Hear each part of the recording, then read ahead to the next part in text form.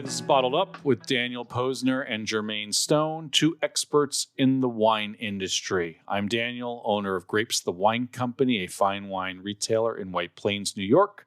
The Wall Street Journal called me one of the most influential wine retailers in America. Jermaine is the AKA Wolf of Wine, AKA the wine expert, entrepreneur, and founder of Wine and Hip Hop, a creative agency that bridges the worlds of wine and culture. We're here to remind you that wine does not have to be complicated, and it definitely doesn't have to be snobby. Whether you're deep into Burgundy or just trying to pick a bottle for dinner, Bottled Up gives you a fresh idea on what to drink, insight into the new trends, and a real look inside the wine industry. It's not about tannins or tasty notes you can't pronounce. It's about enjoying wine with a fresh spin. We're launching a new segment on Bottled Up where we answer questions directly from you, our millions and millions of listeners. We love hearing what you're curious about, so let's get into it. First question. All right, so this one comes from Kim from Brooklyn. Okay. Thank you, Kim. Kim wants to know, how do you, Dan Cortazip Posner, read a wine list? How do you navigate a wine list? Sometimes you go to these restaurants, the wine list can just be too intimidating. There's a bunch of stuff. Sometimes there's nothing. It can go either way. So the way I read a wine list might be different from the way you read a wine list, right? I think first and foremost, if you're really into wine, you should contact the restaurant in advance and try to get the wine list in advance. This way, you're often not sitting there with your date, as I have been with my wife in the past, where I'm combing through an intense 30-page wine list for 45 minutes. Nothing pisses off Joy more than me looking at a wine list for 30 minutes. So if you can do that and you're into wine, try to get the list in advance. Now, if that's not possible, or you forget to do it, or you just don't care to do it, and you show up at a normal red sauce Italian restaurant and they got a couple pages long, start in the middle of the price points. Don't maybe look at the most expensive. Don't look at the least expensive.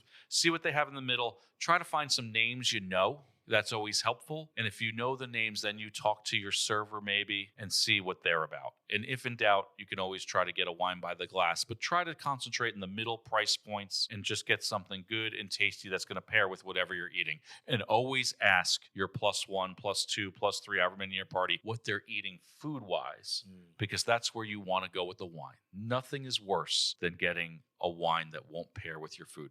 Don't just order Cabernet Sauvignon because you're comfortable with Cabernet when you're eating oysters. It's not going to work. So always talk to people around you about what they're eating, certainly wine and food pairings, or ask your server about the best wine and food pairings based on what you guys are going to be ordering. Yeah, or even like for me, I'm thinking about dates right now. I like to ask, what type of wine do you like? Do you have any preferences? Because you know how it is. You the wine guy. You pull up your friends. They just hand you the wine list and don't think about it. Especially dates. Oh, you're the wine dude, whatever. And so I always ask, what do they like first? And then kind of work it in there. But I agree with you. It's, what are you eating? Starts with the food. I've definitely caught some bricks. I've caught some bricks sometimes. We all do. It's all subjective. You just never know. But there are certain bad food and wine pairings 100%. that need to be called out. And it's always helpful. Hopefully, if someone in the restaurant can help you navigate that, or someone in your party, or you yourself, heck, pull out your phone and say, what's the best wine to eat with lobster? There's no shame in doing that.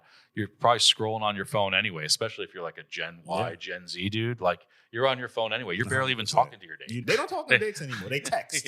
They text each other from across the table. Hi, sweetheart. Are you going to order the fish or the steak? Exactly. I do think that's solid. And definitely, when in doubt, lean on the server. Yeah. And so we thank Kim for the question. Kim from Brooklyn. Shout out to Kim. Appreciate you. We hope to see you again soon. With that in mind, we're also bringing in Bite, Sip, and Taste. This is a segment on the social media pages of Grapes the Wine Company that have proven popular. Jermaine partook in Bite, Sip, Taste back in the day. We're going to be doing that every episode between the two of us. And if we eventually get to some special guests, if people actually know we're out there, they're going to want to come on. So Bite, Sip, Taste. Okay. I'm going to start. Bite, Please Sip, do. Taste on this episode. Recently had my birthday. We hit the original OG Sally's Pizza in New Haven, Connecticut. We all know Pepe's, Sally's, there's Modern, Zupardi's, whatever. I had never been to the original Sally. It was after one of the many snowstorms we had this past winter, and we rolled right into Sally's. Joy suggested the Calabrian Stinger. Calabrian Stinger? That's what they call it. So we got the standard cheese and tomato pie. We got a white pie, but she was looking at the Calabrian Stinger. What I found funny is that is spicy salami, Mike's hot honey, all sorts of heat that she doesn't like. My son Andrew was like, Mom, there's no way you're going to like that. She's like, it won't be that bad. She doesn't like spice, but she just picked She's this. like, this looks interesting on the I mean, it was hot, spicy, but really good. A fascinating pizza. I don't know if I'd order it again. I might get it without the Mike's hot honey personally, and just because I'm not a fan of the drizzle. I love Mike's hot honey. Of course you did, AKA hot honey over here. That's what they called so him. The And ladies call Jermaine Hot Honey Stone over here. We got another one, but I like hot honey. I just don't like it on pizza. It just makes it a little wet. It's already grease, and we drain the grease. We drain the grease, so you're just adding grease. You pat it with paper towels, or you flop it like in New York. You fold it and you let it drip. Why are we adding more drip? But it was a very good pizza. So that was my bite. My sip. Another great dinner I had with some colleagues. I went to Wolfgang's Steakhouse in Manhattan. I don't know how many locations are Wolfgang's nationally, 15, 20, 16, 17, 6, 7, whatever. But I drank 1977, my birth year, Robert Mondavi Reserve Cabernet Sauvignon. That was fire. Playership. That was with a steak, Napa cab, with a big fat porterhouse, which brings me to my taste. That experience at Wolfgang's Porterhouse. There was 3 of us. We ordered a porterhouse for 2 or 3. I don't remember. These guys were French, so of course they got it black and blue, a little underdone for me, but it was amazing. It was actually, even for me, quite tasty. But so that sip with that taste, that's my bite sip taste so far of 2026. That is pretty real. No, that sounds good as hell. That's enough about tasting and pairing. Let's set off some steam. Jermaine, what's got you bottled up today? I got to talk wine events, man. And it's the consumer-facing wine events. And again, this is not me patting my back here, but this is something that I came in the game to change. I created this company because I wanted to change. What's the name of the company again for everyone? Wine and Hip Hop. Wine and Hip Hop? Oh, yeah. Wine and Hip Hop. I haven't gotten my sweatshirt yet. It's coming.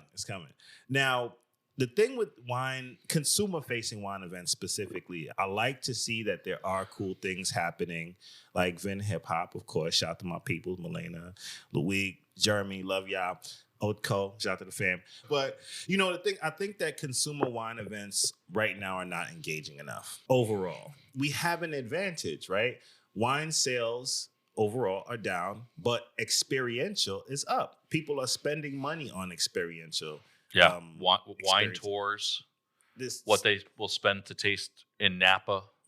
Exactly. What their bike tours all over Europe. Yep. Like those experiences are elevating the game.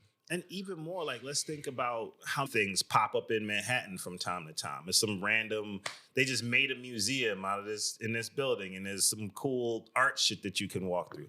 I think that people, with regard to wine, you have to engage more. That, like, we go to these big wine tastings, they just put a bunch of wine out, and it's a big circle that you walk in. There's like barely music playing in the background. It's not engaging enough. It's just not fun. It's not fun, man. If I'm not in the wine industry and like a wine enthusiast that wants to taste a bunch of stuff, I'm not going to show up to some tasting where it's just dry. You're hearing the hum of conversations in the background.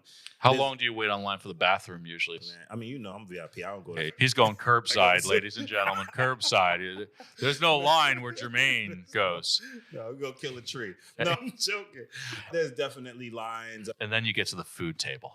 Yeah. And it's embarrassing. It's like some crackers. Yeah. An elevated version of Ritz. the long crackers, Yeah. They always have the stick. Oh, yeah, those thin Italian breadstick thingies. Not like the ones with sesame seeds. I mean the ones you find when you go to like a restaurant in Tuscany where they put them in a cup. Yep. So they put those out. Frustrating. They put some like creamy cheese where there's no way to serve it on anything. Honestly, I would love to see like more tables or things, because walking around holding the glass, I'm holding this book, it's awkward. Give me like a fanny pack or something. Did you roll with a fanny pack? I would. High school fanny pack? Well, you know what it is? They're in now. Of course. They call it in London, they call it the roadman bag. If you're a roadman, that's you on the streets. And they got the man bag. It's like a nice little strap. They call a road man bag in London. In London, you're a road man. If you're a gangster, you're a road man. All right. I haven't been to London in years, but I guess if I go, I got to get a road man bag. But there's no tables to kind of hang out at. It's hard to even spit if you're someone like us. I've taken some clients the last couple of years to the Wine Spectator Wine Experience, which, by the way, is probably one of the best run events. There's a lot of food. It is a little off to the side, but it's hard to blend in. And their formatting has been the same for my 20-something years that I've been going. But I've been taking clients, and they've learned how to spit because of me.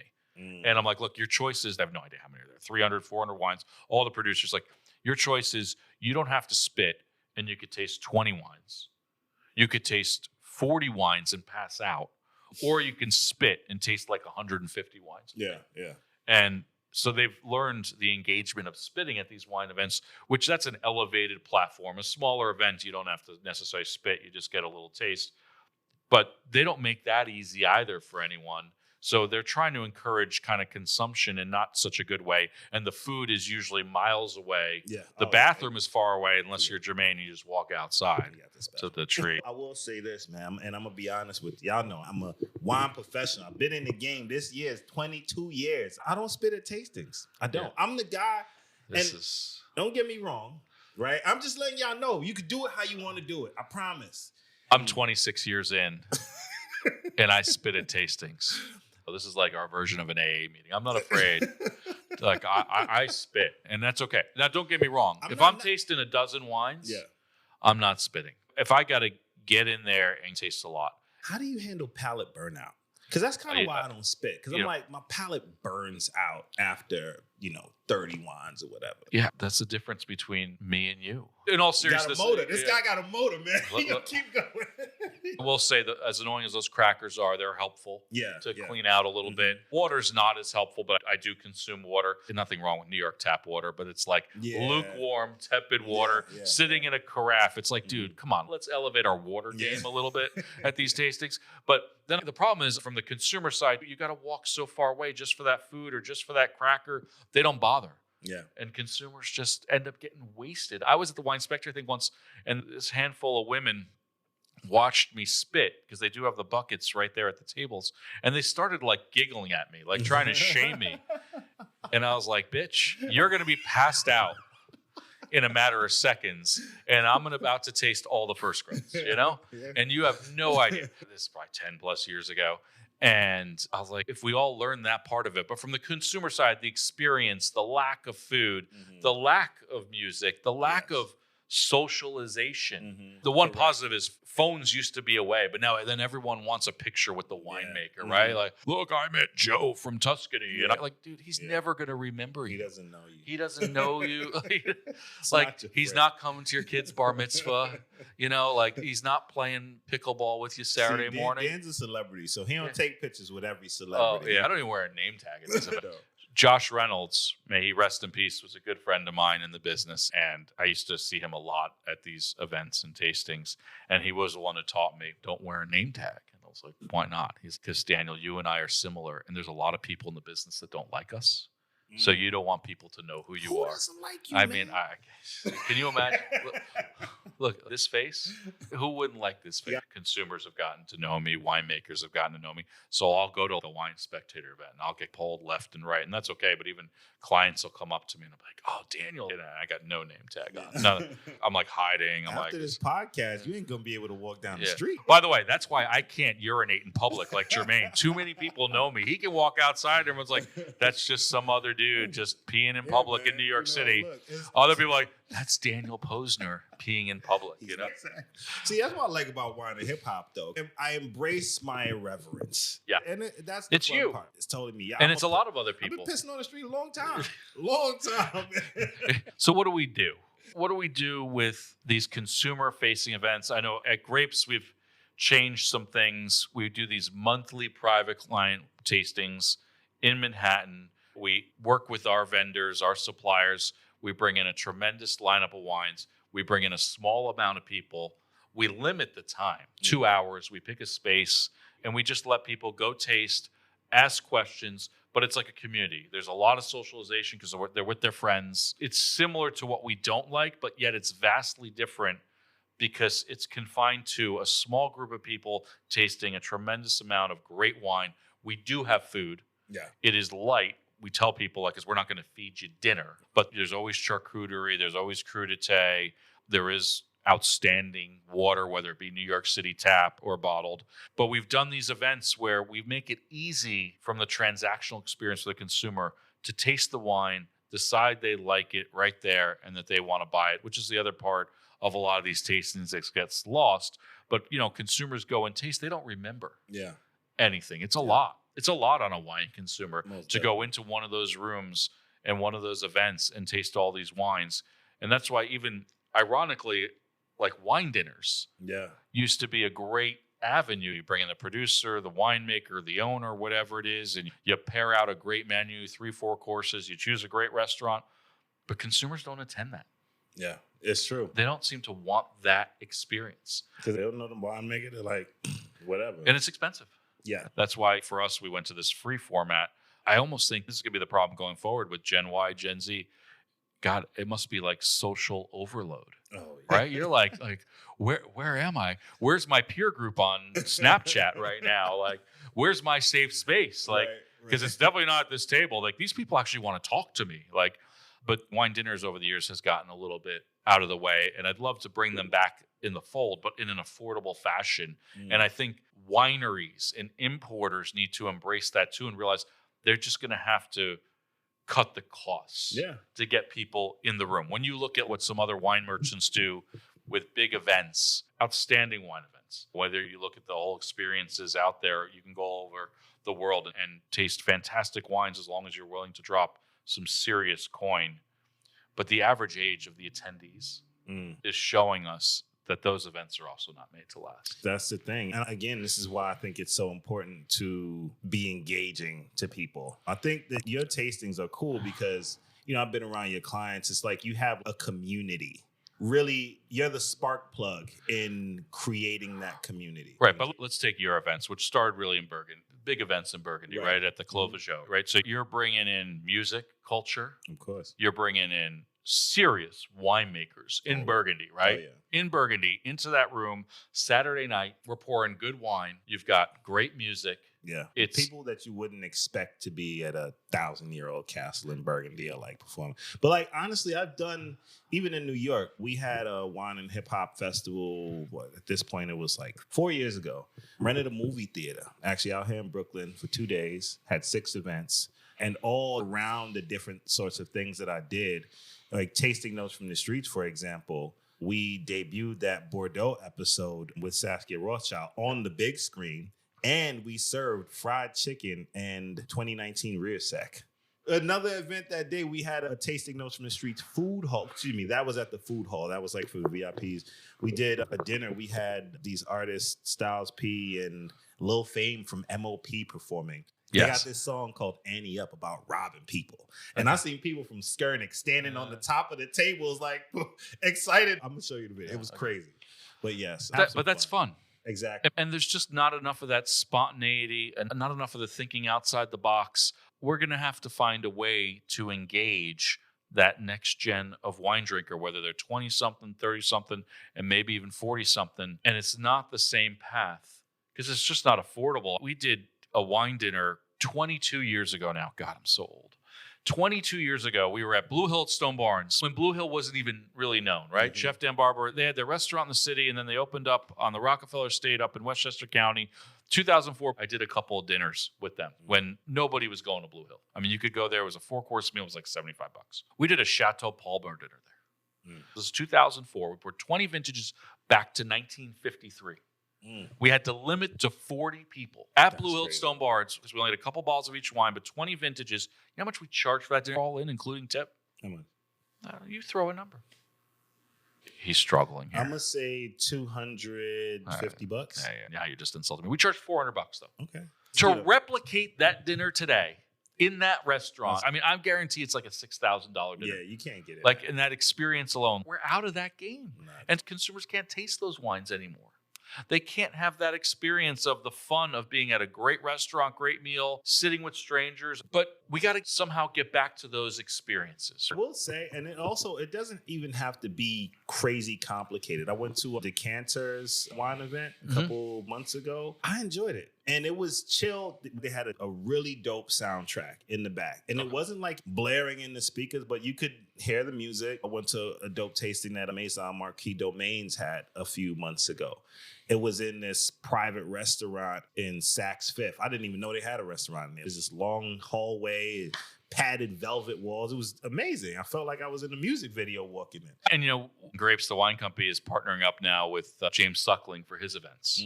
And we're becoming one of the premier retailers for those. And you're going to look, we're going to send out some promo codes for those events that he's doing all over the country. And he does events all over the world. Obviously, we're just doing the U.S. tour with him.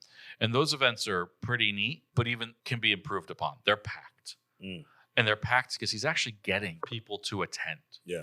And there's a movement into getting the right people to attend those events. There's discounted tickets for their events, or free tickets that James Suckling offers for his events for younger people. They realize the 20-something-year-olds and even the 30s or 20s aren't really coming to these events. They can't afford to come to these events. So let's do a price break, which is smart. Yeah. Because that's a path forward that's not yet realized. Maybe even wineries should start offering tours, tastings for free if you're under a certain age, right? Come to Napa, taste for free. Maybe that's an angle, because right now those people aren't visiting those places. They're not seeing the magic, and they're not witnessing what's going on. And so they don't understand. And I think we just need to make it all so much more accessible. And these events are there, and especially in a place like New York. 100%. I mean, obviously the best of everything is in New York. The best of Jermaine, the best of me. But everything happens in New York. I think we're going to get there. It's going to be a long haul to do it. Right? Yeah. No, I mean, but look, this is why we do these things. Yeah. Like I said, everybody doesn't suck. Again, guys, just create a space for a captive audience and try to keep them there. That's it.